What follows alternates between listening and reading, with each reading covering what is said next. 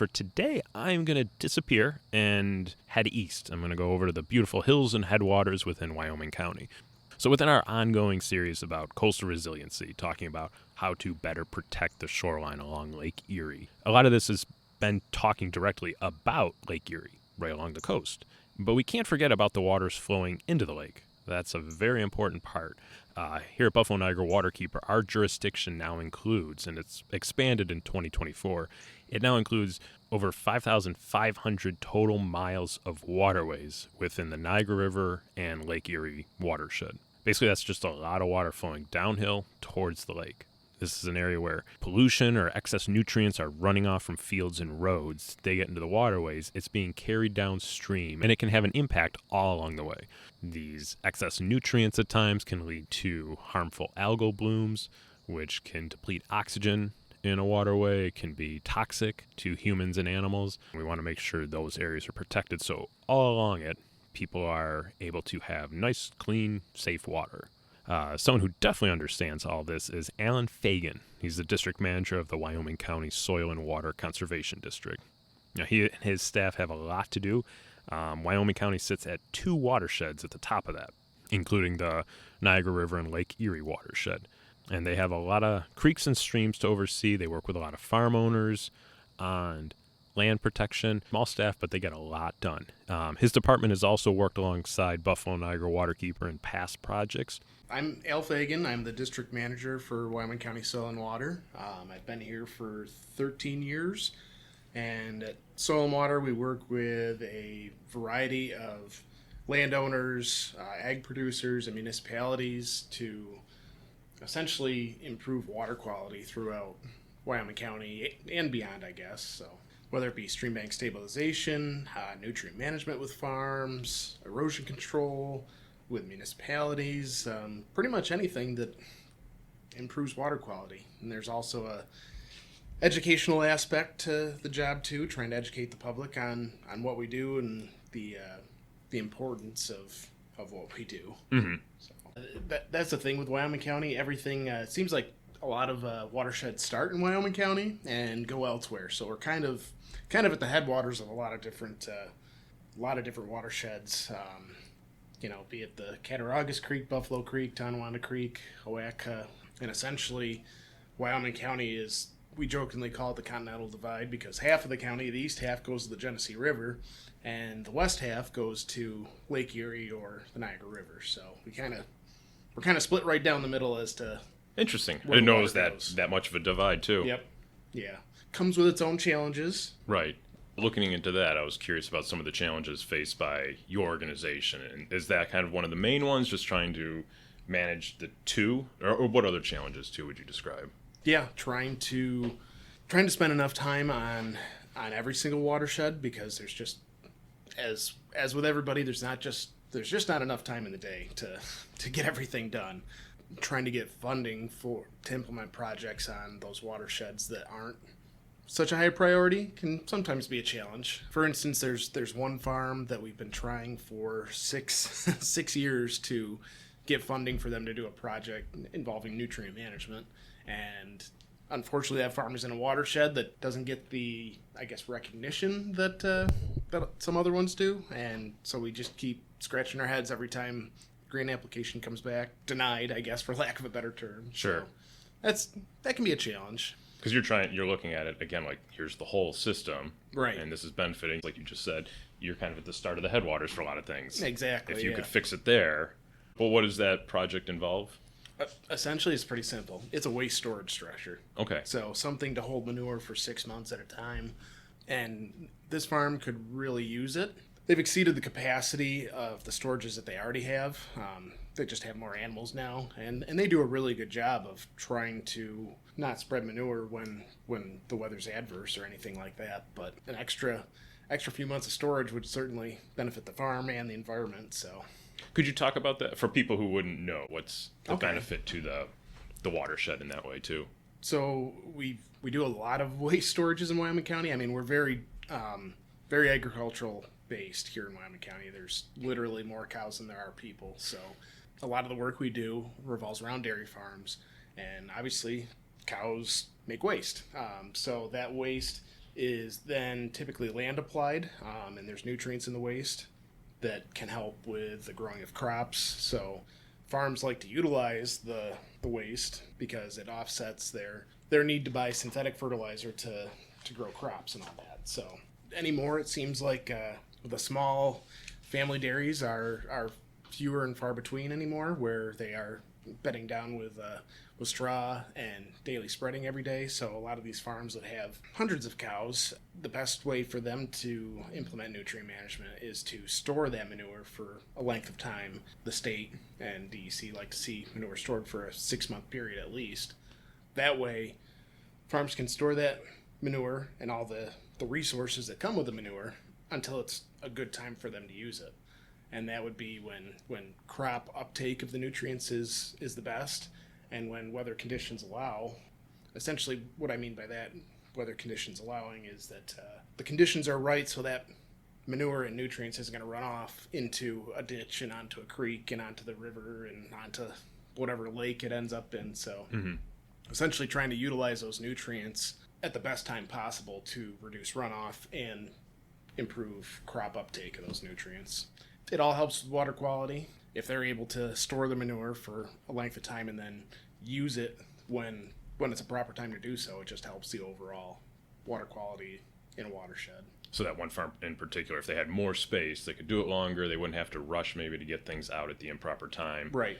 I know we've talked about, like, in the waterkeeper side of things, Buffalo Niagara Waterkeeper, like the nutrients, like if it gets in the water, that impact it can have in a variety of ways. If you can mitigate that, it helps everyone. Right, exactly.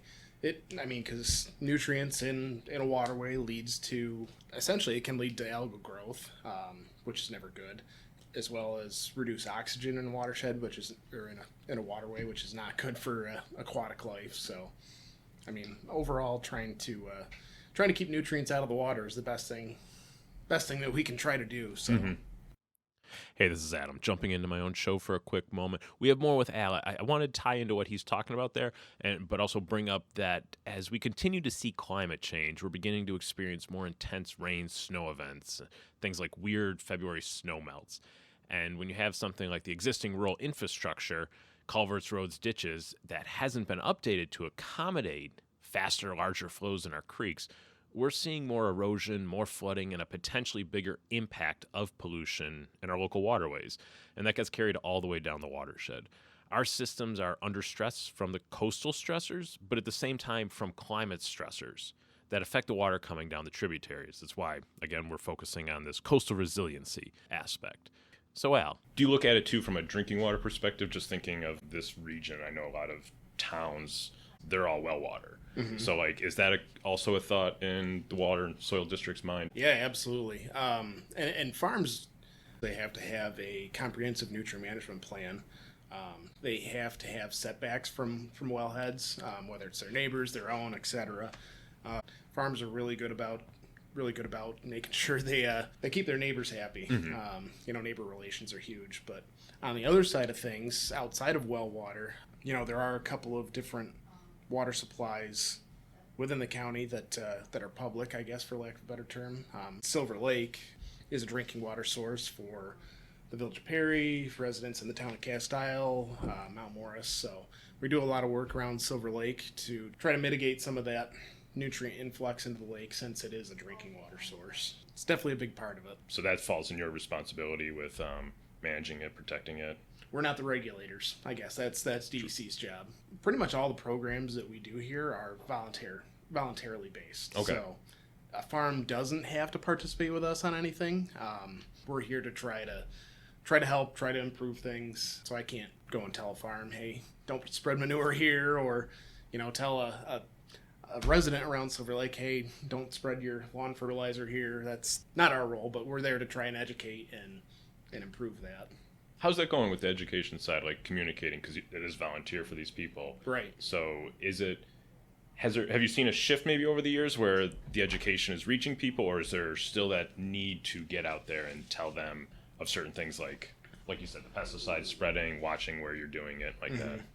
I would say that it's gotten better. Without a doubt, the I would say the incorporation of social media in the world has probably educated people more so than just print articles or something in the past. But that being said, a lot of people are still don't understand how everything works. Like, I don't know, you'd have to be Albert Einstein to understand everything. True. They might take their boat out on 4th of July and, oh, geez, they might complain about all the weed growth in a lake. And, well, there's things that we can do to try to help some of that, mostly being keeping nutrients out of it. So I would say that the education has come a long way. However, we still run into a lot of people that don't fully understand the complete system of it. And the same could be said for me, though. I mean, it's a constant learning thing. There's things that, I've been here for 13 years, and there's still things that surprise me or things that I might not completely understand and have to do some research on. So it's a constant learning thing, just like with any job. Mm-hmm. You never know it all in and out in the first year. So, but there's always new concepts, innovative practices that are coming to light that maybe aren't the traditional things that we're used to doing, and we have to get up to speed on those and try to learn them, because if they're going to improve water quality or air quality or any of that, erosion control, in a more efficient manner, why not try to learn something about them and implement them? Mm-hmm. Have there been you've implemented any newer ones you've implemented? So there's one that comes to mind that we're working on right now. It's a bioreactor, essentially, and it's a very fancy term for what it is. Essentially, it's intended to remove nitrogen from tile lines. So tile lines are subsurface drainage that a lot of ag producers use in order to keep their fields from being so saturated that they can't work on them. So obviously water moves through there, and water just moving through soil carries nutrients with it, including nitrogen. So this bioreactor, essentially what we do is we tie in a tile line to a pit filled with wood chips. The water moves through those wood chips, and the microorganisms in there utilize that nitrogen for their life cycle, and water spits out on the other side. And the intention is it's supposed to remove a significant amount of nitrogen. So we currently have that project going on right now, and it's the first one we've ever done, first one in the area that we are aware of. I know that they've been utilized out in the Midwest quite a bit, but our idea is use this one as basically a pilot project, see if it works, and if it does work, well, there's hundreds of places these things could be used. So just kind of dipping our toes in the water with this one. This one in particular, it's going around Silver Lake, which is a drinking water source. So, and then we continue to work on, erosion control and nutrient management and other things around the lake. But this is just one more thing that we can try to improve the lake with. Gotcha. For the erosion control element, that's probably like all the Buffalo Creek stream bank or the various stream banks you deal with. I guess what's a primary cause of the erosion that's causing that? Is it just natural stream flow? A lot of the times, yeah. And that's another educational aspect, I guess, that a lot of people aren't aware of, is that a lot of people just want to keep a stream nice and straight and just let it do its thing. Well, streams don't naturally do that. They like to meander. That's just how it works. So when streams meander, they create erosion, essentially eating away at one bank and depositing that material on the other side. So it's a constant battle trying to do stream bank stabilization, because an erosion spot will pop up here. It may not have been there 3 days ago, but here it is. And that's not to say that we can go out and stabilize every single spot that has erosion, but we do try to inventory the really nasty looking ones that are dumping a lot of sediment into a creek. And typically what we do on a stream bank stabilization project is, survey that particular site that has bad erosion, come up with a design for it that's going to stabilize that bank, and try to incorporate habitat structures if possible. If it's a creek that does have trout species or other aquatic life that's important, try to incorporate some habitat structures into it, so that we're not only stabilizing the bank and reducing erosion, but also creating better habitat for the aquatic life. Were you involved with the? So I joined Waterkeep like a year and a half ago, and I know Crow Creek was just finishing up. Were you involved in that side of things? Oh yeah. Okay. Since the beginning, actually, Okay. I think so. I know we started talking about the Crow Creek project. I can't even remember when, but it seems like years ago. So it was great to actually see it come to fruition and be completed here a couple years ago. And from everything I understand, it's been a great project. I mean, that is in our county, Wyoming County. It's in the headwaters of Tonawanda Creek, and essentially it was a culvert that impeded fish movement up and downstream, and there was actually trout found in this stream that could migrate downstream but not upstream, and therefore that culvert created a barrier so that there wasn't any intermingling of the DNA.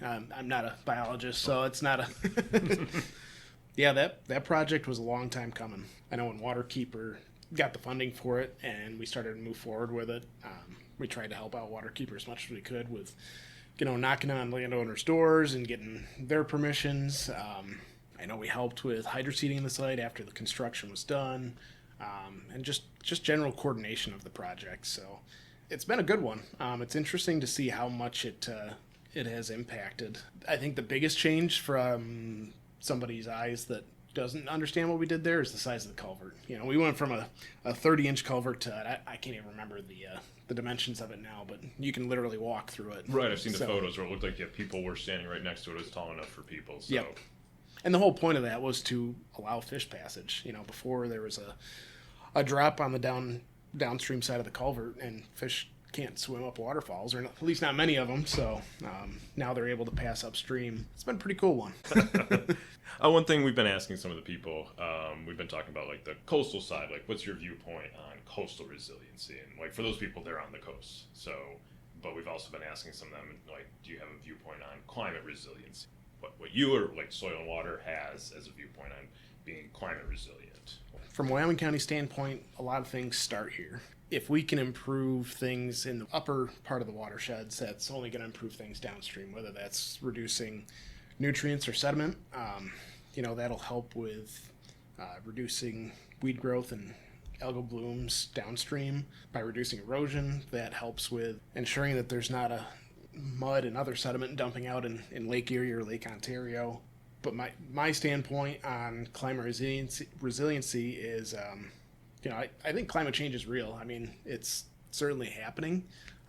We are getting more intense storms for shorter periods of time, and then significant times of drought. I mean, last year Wyoming County was pretty much a target for the drought map. I mean, we were in a pretty severe drought all last summer, and I think people are realizing that the weather patterns are changing, and they're starting to think about what they can do to, adapt to this changing climate. It can be as simple as maybe not mowing your lawn right up close to the stream bank. It can be something as simple as that, or as complex as this bioreactor project, I guess, that we're getting into.